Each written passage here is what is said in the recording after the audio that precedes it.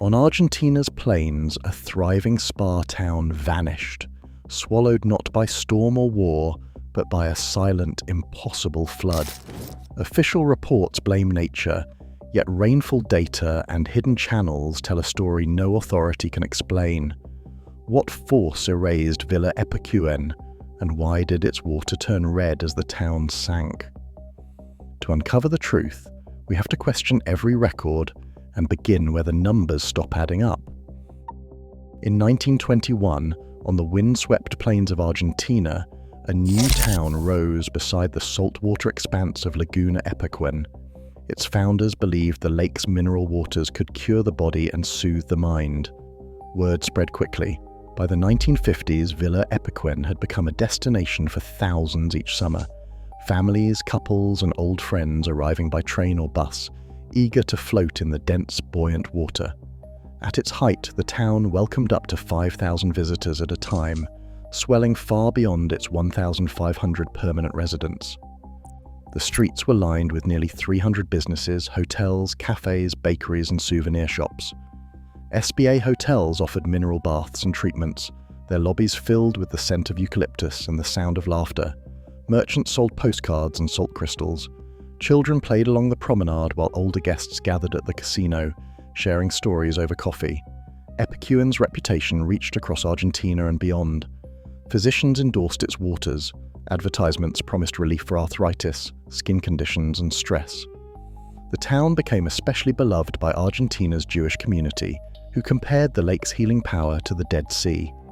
Every summer, the air buzzed with anticipation. New arrivals checked into guest houses, while returning families greeted old friends. The lake shimmered in the afternoon sun, its surface broken by swimmers and paddle boats. Residents took pride in their town's prosperity, building ever grander hotels and welcoming new faces each season. For more than 6 decades, Villa Epecuen flourished, a sanctuary of health and hope, a place where time seemed to slow and the world's troubles drifted away. Its loss would not simply be the disappearance of buildings, but the erasure of a way of life built on trust in water, community, and the promise of return. Rainfall charts from the early 1980s tell a puzzling story. Meteorological station logs show above-average precipitation in the region, but nothing on record approaches the deluge needed to drown an entire town. Hydrologists reviewing the disaster years later found a glaring mismatch. The total volume of water entering Laguna Epecuen exceeded local rainfall by several times. Mass balance models built from daily gauge readings and evaporation rates revealed an input spike that could not be traced to the sky. Provincial records offer no explanation for this excess. Instead, satellite imagery from 1983, declassified decades after the event, reveals a narrow, unmarked channel cutting through farmland north of the lake. On these frames, the channel appears suddenly, carrying water from distant tributaries straight into Epecuen's basin. No engineering files or construction permits for this channel have surfaced in provincial archives. Interviews with retired officials yield only silence or shrugs. Hydrologists point out that without this artificial inflow, the lake's level would have risen by less than half the recorded amount, even in the wettest scenario. Official statements from the time describe the flood as a natural hydrological anomaly. Yet, when rainfall and inflow numbers are compared side by side, the official story collapses. The data simply does not add up. The flood that buried Villa Epecuen was not the work of weather alone. Somewhere upstream, or behind closed doors, a decision was made or a gate was opened that no one has claimed responsibility for. The search for answers shifts from the skies above the pampas to the channels and files hidden beneath layers of bureaucracy. As water crept up the streets of Villa Epecuen, a strange transformation began. Residents noticed the lake's surface shifting from its usual silver blue to a cloudy reddish-brown. Some described it as rust spreading across the water, staining everything it touched. At first, the color was dismissed as mud churned up by the rising flood, but the hue deepened until it looked unnatural, almost chemical. Several townspeople, packing their belongings, paused to collect jars of the red water, curious and uneasy, hoping someone could explain it. Samples eventually reached a provincial laboratory. Scientists there isolated halophilic bacteria, organisms that thrive in extreme salt. These microbes, known for producing red and orange pigments, could account for the colour. Yet, when the water was analysed further, the lab's records noted something more unusual: a sulfur isotope ratio that did not match the lake's historical profile. The isotope, heavier than those found in local groundwater, raised questions. Some speculated about runoff from distant lithium fields, others about an accidental or deliberate chemical release upstream. The chain of custody for these samples remains incomplete, with gaps in the paperwork from the months after the flood. By 2009, when drought exposed the ruins and new samples were tested, the sulfur anomaly had vanished. The bacteria lingered, but the isotope signature was gone. Without the original samples or full lab documentation, the anomaly remains unconfirmed. What is left are the memories of red water, the salt-preserved ruins, and a missing piece of forensic evidence. The lake's chemistry, like its history, refuses to offer a simple answer. On November 10, 1985, Villa Epecuen received its final orders. The radio fell silent between identical mechanical messages, each one urging evacuation, each one stripped of urgency and explanation. There were no live voices, no officials at the door. Families gathered what they could, locking their homes with the expectation that the water would soon recede. The streets emptied in a slow procession, neighbours pausing for brief farewells, the air thick with salt and uncertainty. Only 5 photographs exist from that day, all taken by a government photographer. The images, later found warped and clouded by crystallized salt, capture a town in the midst of vanishing. A woman carrying a suitcase past a shuttered bakery, a child clutching a radio, a row of empty chairs outside the casino. Faces appear calm, almost resigned, as if the disaster unfolding around them was just another passing hardship. Cars and carts moved steadily toward higher ground, leaving behind silent storefronts and abandoned bicycles. By dusk, the last footsteps faded. The radio played its looped message one final time, then cut out. Villa Epecuen slipped into silence, its evacuation recorded in just 5 salt-stained frames, a town erased not by chaos, but by a quiet, orderly retreat. Within a year of the evacuation, Villa Epecuen vanished from official records. Its postal code was deleted, and census logs erased any trace of the town's existence.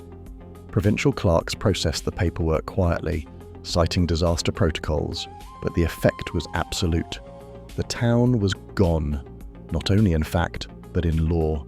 Insurance claims filed by former residents were rerouted, not to state agencies or familiar companies, but to a newly created corporate fund with no public board and no published criteria for compensation.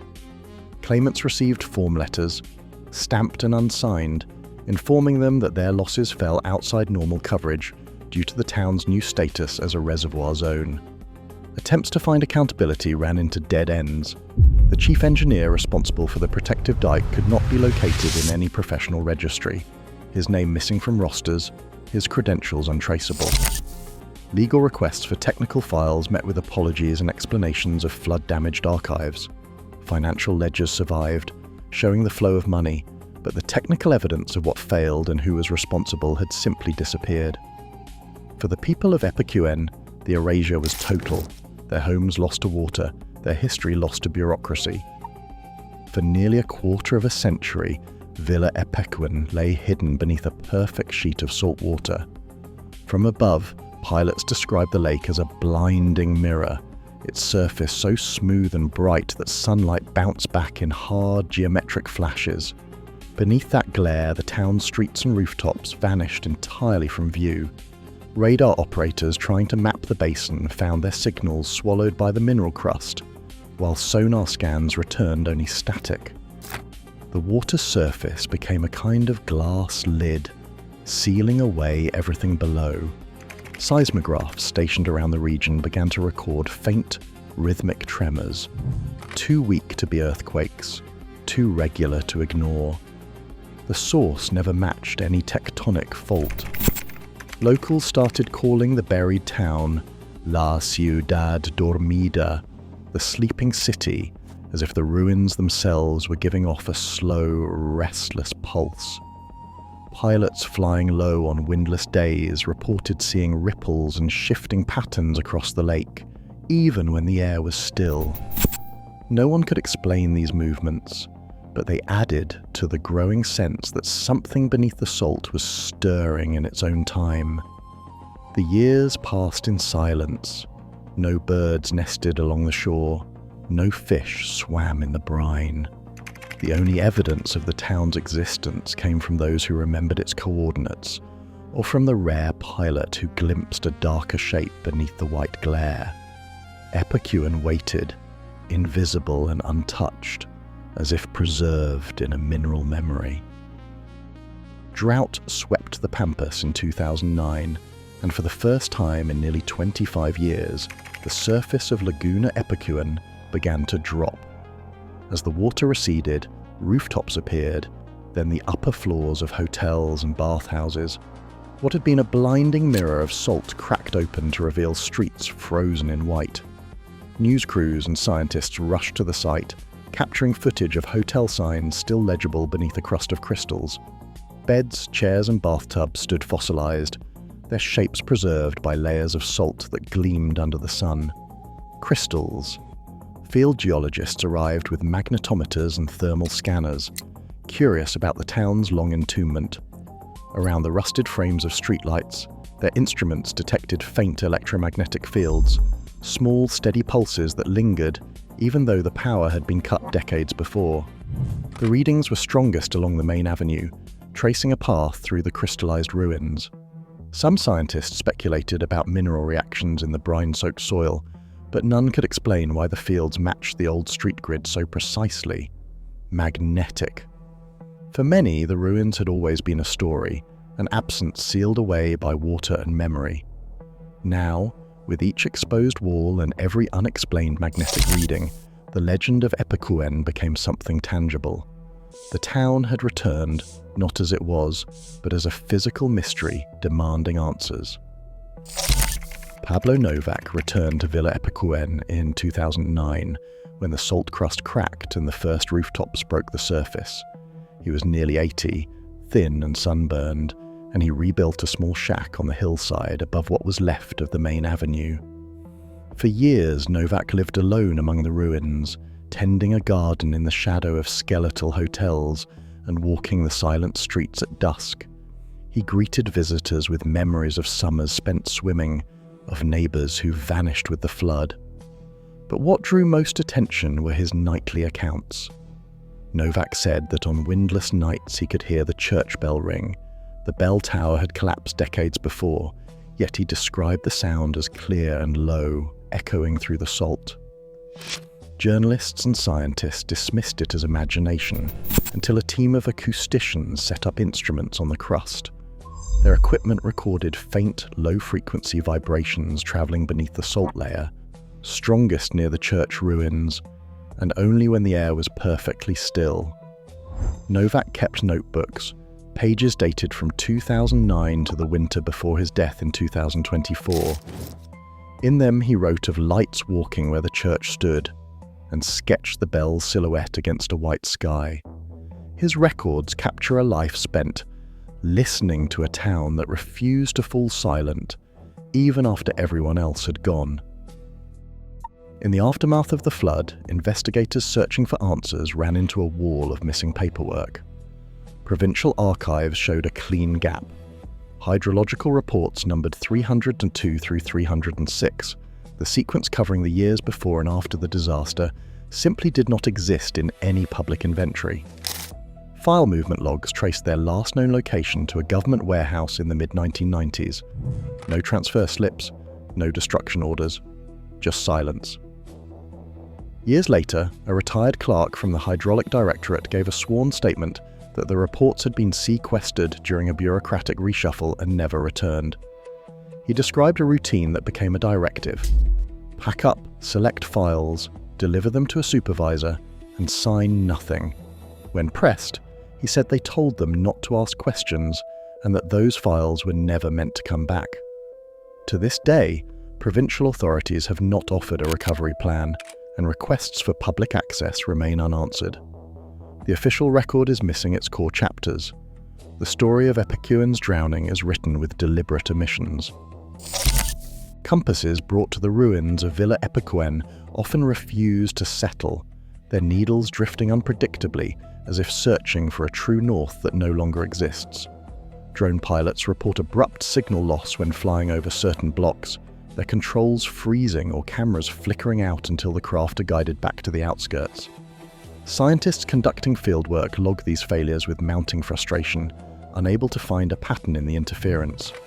Thermal imaging surveys reveal something stranger still: sharp, geometric cold zones that trace the original street grid, each avenue marked by a line of lower temperature, even on sun-baked afternoons.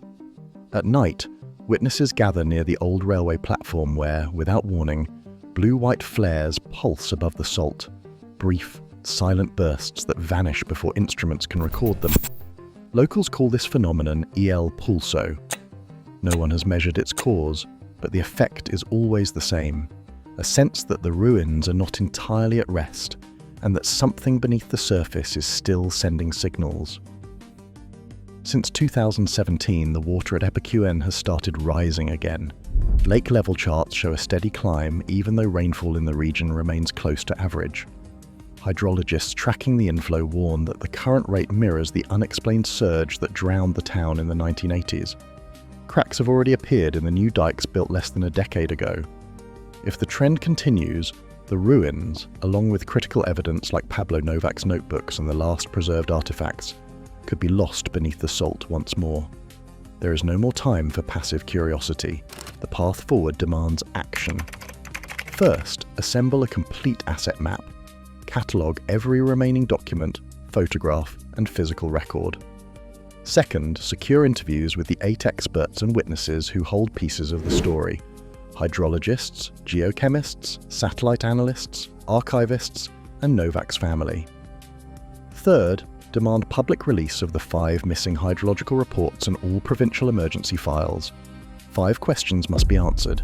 Who ordered the northern channel opened? Why were rainfall records altered? What caused the sulfur isotope anomaly? Who deleted the technical documentation?